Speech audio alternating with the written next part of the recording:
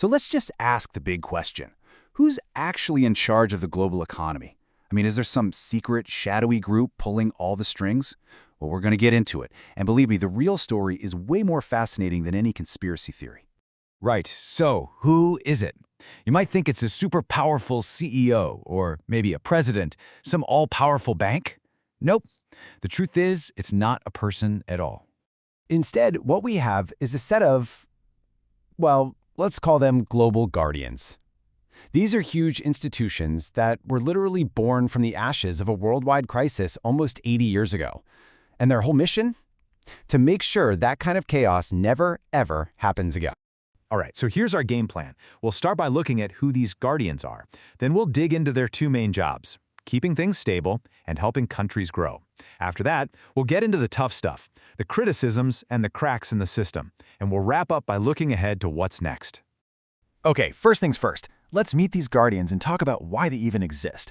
I mean, you have to understand, their whole story starts with one single massive goal, trying to create some kind of order out of total, absolute chaos. So picture this, the 1930s and 40s were just a complete disaster. You had the Great Depression absolutely wrecking economies, and right on its heels, World War II basically burned down whatever was left. So by 1944, with the world pretty much in ruins, leaders from 44 countries got together in this little town, Bretton Woods, New Hampshire, and their job was to build a brand new, more stable global system from scratch. And out of that one meeting, two giant institutions were created. They're often called the Bretton Woods twins. You've probably heard of them, the International Monetary Fund, or the IMF, and the World Bank. These two became the absolute pillars of the new economic world after the war. All right, let's tackle their first big job, the stability mandate. The easiest way to think about this, it's like they're the world's financial firefighters. Now, this is a really important distinction to get. You know how countries have their own central banks, right? Like the Fed in the US or the ECB in Europe? They're kind of like the economy's Goldilocks, always trying to get things just right. Not too hot, not too cold. But the IMF, it plays on a whole different level. It's the global firefighter. It's the organization that all the countries created together so that when a financial fire breaks out in one place, they can stop it from burning down the entire system of global trade. And you know what? For a long, long time, this system worked incredibly well. It actually led to this period that economists call the Great Moderation. We're talking about a nearly 40-year run of really low, really stable inflation. For a while there, it really was a kind of golden age for economic stability. But keeping things stable is only half the picture. Remember, there were two twins. The other one, the World Bank, had a totally different job. You could call it the development dream. So this wasn't about putting out fires. This was about building stronger houses in the first place. Yeah, so this is the key thing to remember. The IMF is all about financial stability and payments between countries. But the World Bank, it's a development bank. Its whole reason for being is to loan money for big projects in developing countries, things that can raise productivity, build roads and schools, and hopefully pull people out of poverty. And it's not as simple as just one bank. It's actually the World Bank Group, which is made up of 5 different parts, and each one has a really specific job to do. One part gives interest-free loans to the absolute poorest countries. Another one helps private companies invest. There's even one that acts like an insurance agency for big foreign investments. It's this whole multi-layered strategy for building up economies from the ground up.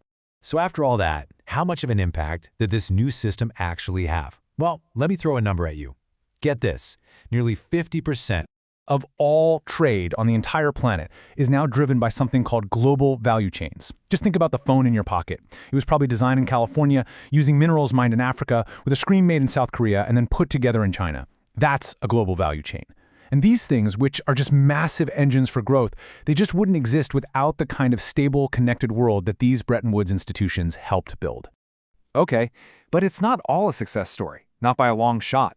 Over the years, some pretty serious cracks have started to show in this foundation, and that's led to a lot of criticism and some really big moments of crisis. So what are people upset about? Well, for one, the conditions they attach to their loans are often seen as way too harsh, a kind of one-size-fits-all approach that doesn't work. Critics also say they've ended up supporting corrupt governments, that all the real decision-making power is held by a few rich G7 countries, and that they've bankrolled huge projects that end up devastating local environments and communities. And this is a perfect and pretty damning example. This quote comes from one of their own internal reports. It found that a part of the World Bank Group basically just ignored its own environmental and social rules when it loaned almost $200 million for palm oil production in Indonesia. The result? Huge amounts of CO2 released into the atmosphere. And then you pile on the massive global shocks we've seen recently. I'm talking about the 2008 financial crisis and then the COVID-19 pandemic.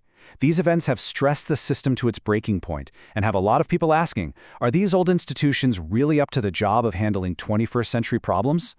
Which brings us to our final section. Given all these challenges, where do we go from here? It's starting to look like these old guardians might need a new rulebook. And this leads to a really fundamental question. If specific policies, things like strict loan conditions or targeting a certain inflation rate, if those aren't the magic answer, then what is? What's the actual secret sauce for long-term economic stability? Well, check this out. A recent study from the European Central Bank came up with a really surprising answer. They found that what matters most isn't the nitty-gritty details of a country's monetary policy. No, it's something much more basic, the quality of its institutions. Basically, it's rule of law. And when you think about it, this idea explains so much. That long, stable period, the Great Moderation, it seems it was built on that solid foundation of strong, reliable institutions. But the inflation spike we saw in 2022, that wasn't a fundamental breakdown. That was caused by very specific one-off shocks, like Europe's reliance on Russian energy. The big takeaway here is that context is everything. So, the bottom line seems to be that a country's success hinges more on having a solid, trustworthy framework than on any single policy prescription. And that leaves us with one last huge question. We have massive new challenges on the horizon. I'm talking digital currencies, climate change, you name it. Can these old guardians, these institutions born in the 1940s, really adapt? Can they learn the new tricks they're going to need to manage the next chapter of the global economy?